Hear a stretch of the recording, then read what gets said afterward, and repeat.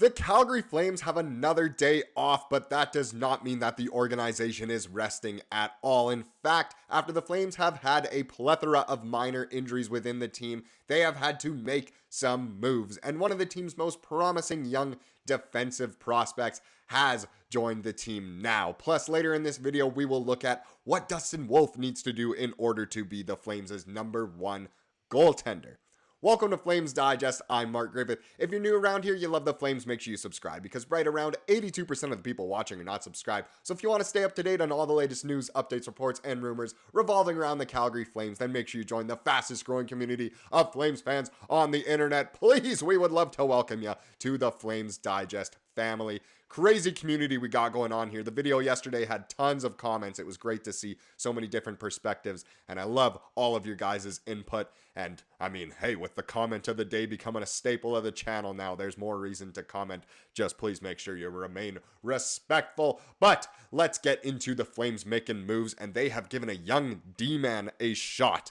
Now, this D-man has had a little bit of experience at the NHL level so far this season, but it's good. With the season winding down, the Flames playing essentially meaningless hockey for the remaining 6 games. It's good to give some of the younger guys a shot, especially when injuries do arise. So, the Flames have recalled Elias Lindholm from the Calgary Wranglers. He has played, I believe, 6 games at the NHL level so far in his career, and that's not bad for a guy who was a 7th round pick a few years ago. It's great that he's being given another shot. He's done amazing for himself being picked that late. He's Belarusian, he's 6'3", he's a monster out there. Something that the Flames don't necessarily have, and it's great that he is being given a shot at the NHL level. Now, the Flames have recalled defenseman Elias Lindholm from the AHL. This is from Eric Francis. Shillington looked fine to me after leaving Saturday's game following a late collision with Kadri, but regardless, the Flames want to see more of the Russian prospect.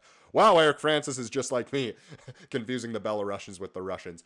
But Solovyov coming up because Shillington is a little bit bumped up after his collision with Kadri, and obviously with the Flames playing meaningless hockey down the line here, there's no point playing through injury if you're one of the veterans. So Shillington, his future isn't necessarily certain with the Flames, but he wants to ensure his NHL future is certain and not make sure he re-aggravates or has an injury that gets even worse, and then he's not able to come back, especially after all he has done to ensure that he can or has come back to the NHL level. It's great that he is resting and given Solovyov, a young guy, 23 years old, another chance up at the NHL level. So here's from Pat Steinberg today as he was attending the Flames practice. Oliver Shillington day-to-day after not practicing today, per head coach Ryan Huska. Michael Backlund also missed practice today for maintenance. That's probably just resting up. He probably has some bumps and bruises, and again, for him, there's no reason to play through any sort of injury with there not being the most meaningful hockey remaining. And look, Michael Backlund, I love you, but he's getting a little old, so maybe he does need a little bit more rest. It's like what the NBA players do a little bit. Is Michael Backlund the Kawhi Leonard of the NHL? I'm going to say he is. Another one, Andrew Mangiapane remains day-to-day. He's obviously been out for a little while now. And then Nazem Kadri is fine after leaving practice today. He just needed a few stitches. He did take a bump in practice today, but it is nothing to worry about. Kadri's ready to go, and that's great because he truly is the leader for the Flames right now. And I can't remember where I saw this quote, or else I would have included it in this video, but it was essentially Kadri saying just how great the Flames organization is, how happy he is here, and how no matter what, if he puts on this Flames jersey, he's going to go out there and play his hardest, which is great to hear. Such a good leader and such a good member of this Flames organization. I think he's won over a lot of people this season with how he has played, especially as of late. Now, after the Flames made that big move of bringing up Solovyov, we have some words on Wolf. So I kind of alluded to it earlier in this video, but there was an article that came out on The Athletic that pretty much said what the Flames need to do in order for Wolf to be the starter, but more so what Wolf needs to do in order to be the #1 goalie here in Calgary. Now, I know the goalie carousel, we could talk about it every day leading up until there's a trade or anything revolving some sort of action with the goalies that would dictate what does happen with the goalies. But Dustin Wolf does look like he is here for the future. Will that be in a number one role? We will have to see.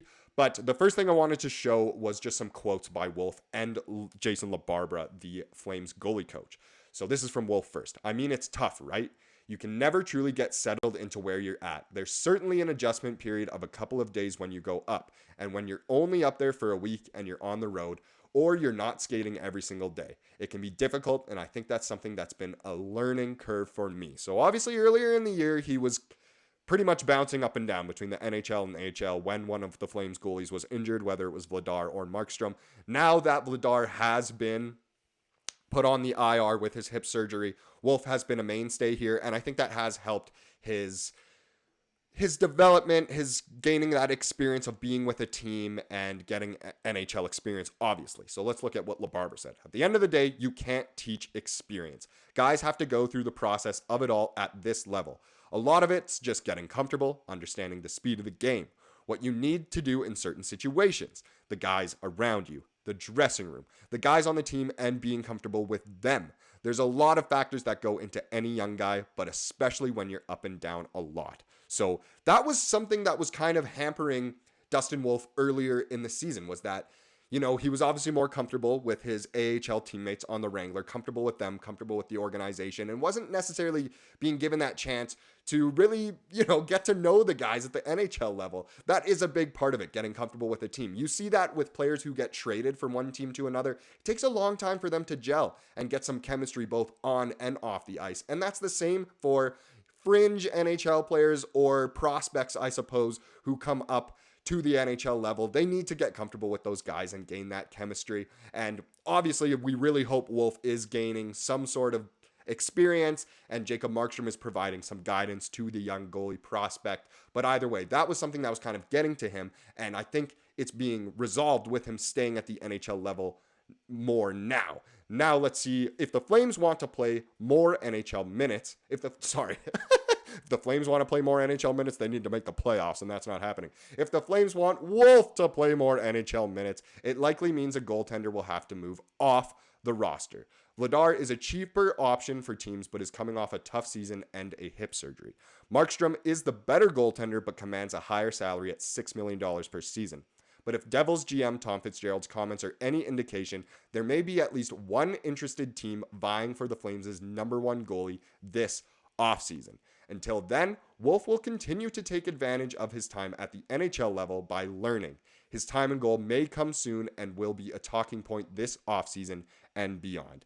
Yes, that just restates that we could talk about this goalie stuff forever, especially about Wolf, about Markstrom. But either way, I know the fan base, like pretty much everything that's happened with the Flames this season, is split on who they want to have as the goalie, the number one goalie next season and of the future. Now, for the foreseeable future, I think a lot of people do want Markstrom just because he's a Vezina candidate. Might as well go through his contract and then trade him away when the time is right. A lot of people think that time is now, and a lot of people want to see Wolf further down the road, but a lot of people also want to see Wolf instantly. So no matter what, it's good that he's getting NHL experience and starting to gel with his teammates on the Flames. And of course, also having all those good teammates down in the AHL with the Wranglers. Now let's finish with the comment of the day today. Now, yesterday, there were so many comments on the video. I mean, I kind of expected that since it was more of an opinion-based, what can the Flames do in order to contend in the future? Should they rebuild now kind of thing? One comment kind of stuck out to me, and it was from 19 Freddy 73. I hate to say it, but the Huberdeau contract has soured my outlook on this team. Doesn't matter who they sign or get. Now, that is a completely valid opinion. I will never roast someone's opinion. You're entitled to your own opinion. And it is fair. It's an awful contract, arguably the worst in the NHL. Huberdeau plays at maybe a $5 million level per season. But to sour the whole outlook on this team, that's obviously quite the statement.